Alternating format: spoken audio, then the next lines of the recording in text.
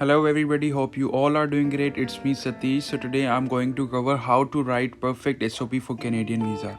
So if you're applying for Canada, you should know the importance of SOP, statement of purpose.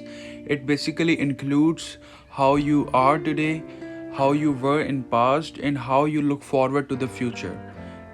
With that, you also have to tell the visa officer what resources you have to support your educational journey in Canada, and you have to make them know that you will get back to your country once you complete your education in Canada. So the SOP is basically divided into 8 questions. You have to address these all questions in your SOP. Before starting off, मैं आपको कुछ important चीज़ें बताऊंगा कि इस video में मैंने SOP का एक एग्जांपल अटैच करा है.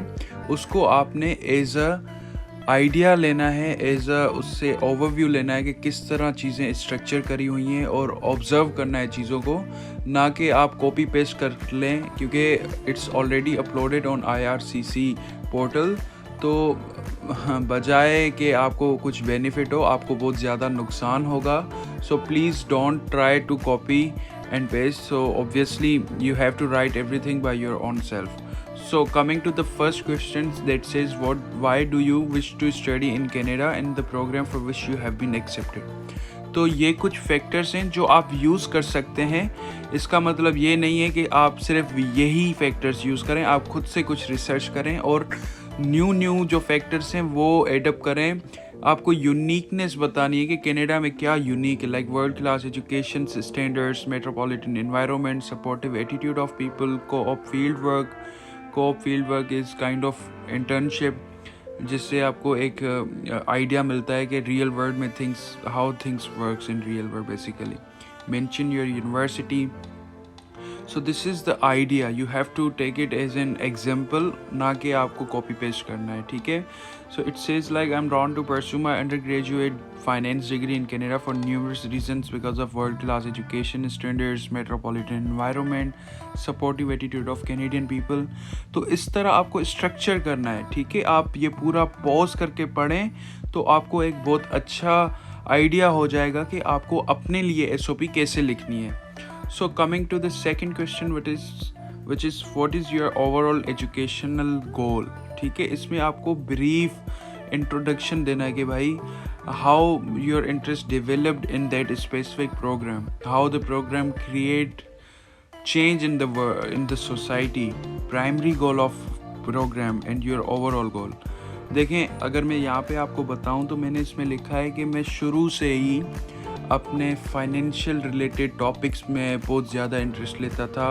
मैं शुरू से ही लिक्विडिटी या कुछ ऐसी चीज़ों में ज़्यादा इंटरेस्ट लेता था. उसकी वजह से मैंने इकोनॉमिक्स, बिजनेस एंड अकाउंटिंग लिया था अपने हाई स्कूल में. तो उसके बाद मैंने बताया कि फाइनेंस कैसे सोसाइटी में चेंज लाता है, like finance help us interpret the simplest things around us differently and restructure the world. देखें, ये मैंने बताया कि किस तरह चेंज ला रहा है सोसाइटी में. ठीक है. तो आपको इस तरह स्ट्रक्चर करना है अपना question. Coming to the third question that says why are you not pursuing a similar program in your country of residence और सिटीजनशिप. देखें, आपको कुछ फैक्टर्स देने हैं जिनकी वजह से आप कनाडा को चूज़ कर रहे हैं. ठीक है. तो आपको अपनी कंट्री के ऐसा नहीं है कि आपको सिर्फ लैकिंग्स लिखनी है, पर आपको पॉजिटिविटी भी दिखानी है. पर उसके साथ साथ आप बताएं कि why Canada is more better for you. ठीक है. Like limited national universities, low ranking in terms of global ranks based on traditional methods, no innovation. I will learn new techniques in Canada which can benefit my country once I get back. देखें, ये मैंने बताया कि मैं जब वापस आऊँगा मेरी कंट्री को कैसे वो फ़ायदा देगी चीज़. ठीक है. सो दिस इज़ द स्ट्रक्चर. अब देखें, मैंने यहाँ पर सारा कुछ लिखा है. 2 national level universities, rank exponentially low. ठीक है. तो इस तरह आपको स्ट्रक्चर करना है. ठीक है. Coming to the third question that says what research have you done into studies in your country of residence or of citizenship. यहाँ पर आपको पॉजिटिव चीज़ें भी बतानी है और लैकिंग्स भी बतानी है. ठीक है. Like I said positive and lacking aspects of the universities in your country.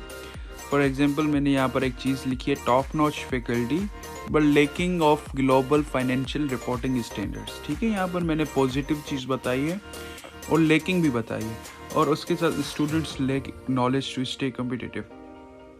ये देखें, ये मैंने पूरा स्ट्रक्चर करा हुआ है, आप इसको गो थ्रू करें, आपको बहुत अच्छा आइडिया हो जाएगा। Coming to the fifth question that says, how will this program enhance your employment opportunities in your country of residence or of citizenship? देखें, यहाँ पर आपको ब्रीफ एक्सप्लेनेशन देनी है कि प्रोग्राम का क्या यूज़ है। उसके साथ गिव एग्जांपल्स ऑफ नेशनल और multinational companies existing in your country and you may also try to make them realize कि वो इंटरनेशनल ग्रेजुएट्स को प्रेफर करते हैं। ठीक है, अगर ना भी करें तो कोई इशू नहीं होता।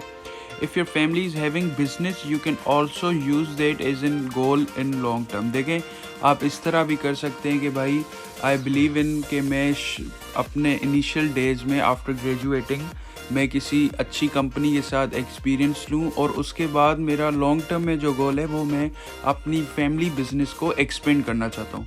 ठीक है, तो आप इस तरह भी स्ट्रक्चर कर सकते हैं।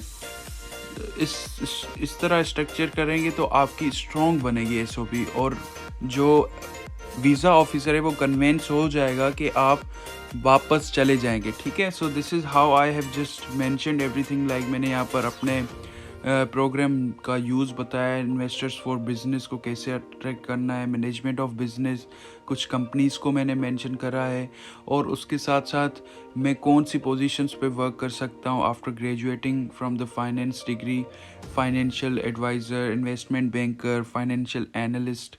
तो इस तरह आपको चीज़ें स्ट्रक्चर करनी है। So the sixth question is, what ties do you have to your country of residence और of citizenship? Make sure to mention that your whole family including relatives are citizens of the country you are living in. अगर आपका वाकई सारे relatives हैं citizens, तो आप भी तभी आप एक मेंशन दें इसका, या मेंशन करें। यहाँ पर आपको आप अपने होमलैंड को सर्व करने का एक रखते हैं, भाई ये गोल है मेरा, तो वो भी आप मेंशन कर लें। आप ये भी कह सकते हैं कि भाई reforms the dynamics of your country. ठीक है, इसका क्या मतलब है कि आप अगर फाइनेंस वहाँ से पढ़कर आ रहे हैं तो आप अपनी कंट्री में आकर लूप होल्स पे काम करके उसको और एम्पावर करेंगे न्यू टेक्निक्स के साथ। ठीक है, तो आप ये भी लिख सकते हैं कि family is your responsibility at the end. ठीक है, आपकी अगर फैमिली है, आप उनको सपोर्ट करेंगे तो वो भी आप लिख सकते हैं, that is gonna work for you. ठीक है, Your country is perfect fit for you in long and short run in regard to employability, joint family, dream of serving country. ठीक है, so this is the example. आप यहाँ से फिर से observe करें चीज़ों को। लाइक देखें, यहाँ पर मैंने लिखा है, unshakeable bond with my beautiful homeland, serve my homeland, reforms the dynamics of finance industry, the family is my responsibility. तो आप इसी तरह अपने आंसर को भी रिस्ट्रक्चर कर सकते हैं। ठीक है, तो आप इससे आइडिया ज़रूर लें। So coming to the seventh question that says, what are your reasons for studying in Canada? What is your parents and or guardians immigration status in their current country of residence? So you have to mention that your parents are citizens of your country if they are really. Show that your sponsor is supportive morally and financially. Your sponsor's income is enough to support you throughout the period of study in Canada. Mention GIC and tuition fee if you have already paid it. Give a brief explanation of how your future will prosper because of studying in Canada. ठीक है, तो वही चीज़ें यहाँ पर लिखी हुई हैं। ऑब्वियसली मैंने कुछ चीज़ें रिमूव करी हुई हैं ड्यू टू उनकी एक आप कह सकते हैं कि कॉन्फिडेंशियल थी वो चीज़ें। तो you have to just mention all the stuff I have just mention in my previous slide. तो देखें, यहाँ पर मैंने वही लिखा है, supportive both financially morally throughout my study period in Canada, my GIC and tuition fees paid. और मैंने आखिरी में ये लिखा है कि कैसे मेरा कनाडा में पढ़ने से कुछ फ़ायदा होगा। ठीक है, so the last question is, provide details of your education history, dates when the course started and ended, the name and address of the school, the course taken, qualification, degree और certificate awarded for the course। आप उम्मीद है आपको ये सारा समझ आ गया होगा, पर फिर भी मैं आपको कुछ चीज़ें बताता हूँ कि आप यहाँ पर अपनी अचीवमेंट्स भी बता सकते हैं कि भाई मैंने ये अचीव करा था, मेरे ये ग्रेड्स आए थे मैंने इस तरह हार्ड वर्क करा। ब्रीफ रखें पर आप लिख सकते हैं, ठीक है। So please do subscribe to my channel. I'm making an effort to make things easier for you. ठीक है, so make an effort, create a change. Thank you so much.